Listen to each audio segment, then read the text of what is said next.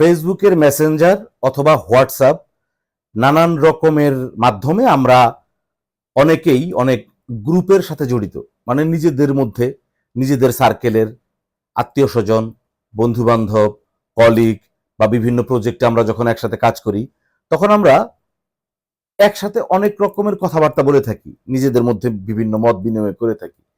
তো এই সময় আমরা অনেকেই আমরা যে পরিবারের বাইরে যারা আমরা এরকম গ্রুপ ক্রিয়েট করি কলিগদের সাথে বা আমাদের সমমনা বন্ধুদের সাথে, এগুলো আসলে কতটা নিরাপদ? আমার একটা দগদগে ক্ষত আছে, একটা অভিজ্ঞতা আছে। আমি গত দিন বলেছি যে আমি কিছু কিছু অভিজ্ঞতা শেয়ার করব। আমার একটা অভিজ্ঞতা শেয়ার করি। ফেসবুক মেসেঞ্জারের একটা গ্রুপ মিউজিক ইন্ডাস্ট্রির, সেইখানে গীতিকার, সুরকার, শিল্পী, মিউজিশিয়ান অনেকেই সেই গ্রুপের সাথে আছে। আমি সৌভাগ্যজনকভাবে সেই গ্রুপের সাথে আমি নাই।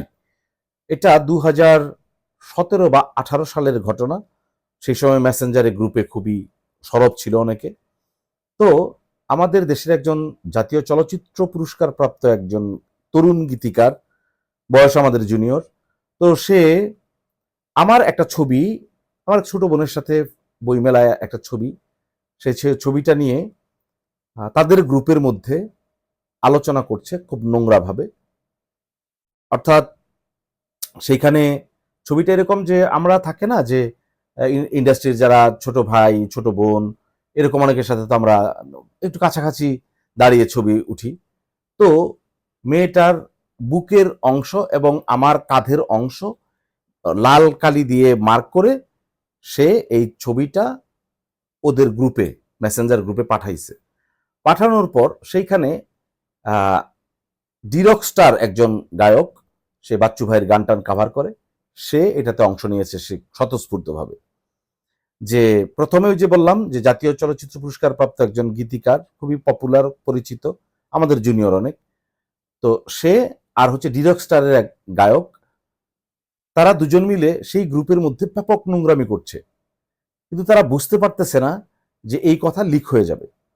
তো পরবর্তী সময়ে 2 বা 3 দিন পর ওদের গ্রুপ থেকেই 3 জন, মানে এই মিউজিশিয়ান, আর্টিস্ট এবং গীতিকার সুরকারদের যে গ্রুপটা, এখান থেকে 3 জন আমাকে পৃথক পৃথকভাবে ওই নোংরামির স্ক্রিনশটটা আমাকে পাঠায়। তো পাঠানোর পর আমি সরাসরি ওই ডিরক স্টার যে, তাকে পাঠালাম যে এই নোংরামিটা কি আপনার সাথে যায়? আপনার সাথে কি আমার ওরকম সম্পর্ক? আপনি কেন আপনাদের এই গ্রুপে আমাকে নিয়ে এই ধরনের কথা বলছেন? সে তো আকাশ থেকে পড়লো যে, সে তো আর নিজেকে অবিশ্বাস করার কিছু নাই, তখন তো আর এর যুগ ছিল না।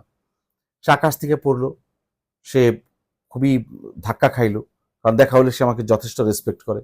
সে খুব লজ্জা পাচ্ছে এবং বারবার সে নুয়ে পড়ছে লজ্জায়, অস্বস্তিতে ভুগছে যে ভাই আসলে আমি আমি সরি, আমি আর কিছু বলার নাই, ওরকম একটা আলোচনা অংশ নিয়ে ফেলেছিলাম। আর যে জাতীয় চলচ্চিত্র পুরস্কার প্রাপ্ত যে গীতিকার, যে ছোট ভাই, তাকে আমি যখন পাঠাইলাম যে তুই তো বেটা যখন আমাদের সাথে দেখা হয় তখন দারুণ ভদ্রতা দেখাস, যে মেয়েটাকে ঘিরে এই নোংরামিটা করলি তার সামনে তুই পীরের মতো থাকিস, এবং বাইরে সামাজিক যোগাযোগ মাধ্যম থেকে শুরু করে মিউজিক ইন্ডাস্ট্রিতে বা মিডিয়াতে তোর একটা পশ একটা চরিত্র আছে আর কি, একটা ইমেজ আছে। এখন যদি এইটাকে আমি ফাঁস করে দিই তাহলে তোর কি অবস্থা হবে? তখন সে আমাকে হাতে পায়ে ধরা শুরু করছে, অনুনয় বিনয় করছে। হ্যাঁ, আমি জানি যে ওই কথাটা আমি জানি, ধর্মীয় ব্যাপারের অনেক কিছু আমার অনেক পছন্দ। একটা কথা আছে যে, যে ব্যক্তি অন্য ভাইয়ের দোষ ত্রুটি গোপন করে আল্লাহ তাকে পুরস্কৃত করেন। আমি সেই স্ক্রিনশটটা আর কারোর সাথে শেয়ার করি নাই এবং তার নামটাও কারো কাছে আমি এভাবে বলি নাই।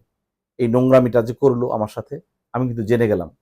এবং এরপর থেকে ওই 2 জন মানুষ আমার মুখোমুখি যখন দাঁড়ায় বা আমার চোখে চোখ তাকায়, আমি যদি কখনো যদি তাদেরকে ওই দিনের কথা মনে করিয়ে দিই অথবা লোকজনের সামনে যদি লজ্জা দিই, তারা কিন্তু জাস্ট মাটির সাথে মিশে যাবে।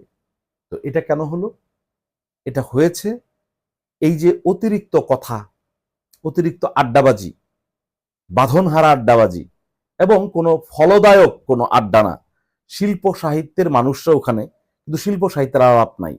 খেয়াল করে দেখবেন বিভিন্ন মেসেঞ্জারের যে গ্রুপগুলো বা হোয়াটসঅ্যাপের যে গ্রুপগুলো, যেখানে একটা প্রজেক্ট নিয়ে আলাপ হয়, অথবা একটা কোনো একটা আমন্ত্রণ নিয়ে আলাপ হয়, যে একটা অনেককে আমন্ত্রণ জানাবে, অথবা অফিসিয়াল কোনো ব্যাপারে আলাপ হয়, অথবা পারিবারিক কোনো সিদ্ধান্তের ব্যাপারে আলাপ হয়, ওইখানে কিন্তু স্বতঃস্ফূর্ততা ব্যাপার আছে, ওখানে কোনো গোপনীয়তা নাই, ওখানে কিন্তু কোনো নোংরামি নাই। কিন্তু যখনই কোনো উদ্দেশ্য নাই, সমমনা ভেবে অনেককে যুক্ত করে যেখানে ফাও গেজানো শুরু হয়, ফাও আড্ডা শুরু হয়, এখানে আসলে গীবত চলে বেশি, অন্যকে ছোট করা হয় বেশি, এবং এইসব করতে করতে অপরাধে জড়িয়ে যায় অনেকে। এই যে যেটা বললাম, যে যে দুজন মানুষ আমার কাছে চিরকালের কালপ্রিট হয়ে গেছে, মানে তাদের মধ্যে কিন্তু যতই অর্জন থাকুক না কেন, আমার কাছে কিন্তু ধরা, যে আমি যে কোনো মুহূর্তে তাদের এটা তাদেরকে আমি লজ্জা দিতে পারি। কিন্তু আমার যেটা এতদিনে অর্জিত একটা গুণ, আমি এটা, এই গুণটা আমি নিজে অর্জন করেছি, যে আমি আহ, তাদের দোষটা অন্যের সামনে তুলে ধরবো না, প্রকাশ করব না। আল্লাহ তাদেরকে মাফ করুন। এই কথাগুলো, এই অভিজ্ঞতাটা শেয়ার করলাম এই কারণেই, যে আপনারা কাজের প্রয়োজনে, একান্ত প্রয়োজনে হোয়াটসঅ্যাপে বা মেসেঞ্জারে গ্রুপে আপনাদের যা আলাপ সেটা সারুন, কিন্তু কোনোভাবেই কোনো কারণ নাই, অকারণ সমমনা ভেবে অতিরিক্ত প্রেম দেখিয়ে, একদম প্রেমের হাট বসিয়ে অন্য অনুপস্থিত যে এখানে সেরকম কাউকে, অথবা যে এখানকার সদস্য না এরকম কাউকে নিয়ে আলাপ শুরু করলে মনে রাখবেন, যাদের সাথে আপনি সমমনা ভাবছেন কেউ একজন এখান থেকে তার কাছে ওই খবরটা পৌঁছে দেবে। সতর্ক হন, এগুলো কিন্তু হয়। লজ্জা পাওয়ার আগে নিজের লজ্জাটা নিজেই সংরক্ষণ করা জরুরি। বন্ধুরা, ভালো থাকবেন, সুস্থ থাকবেন, আবারও কথা হবে ইনশাল্লাহ। আল্লাহ হাফেজ।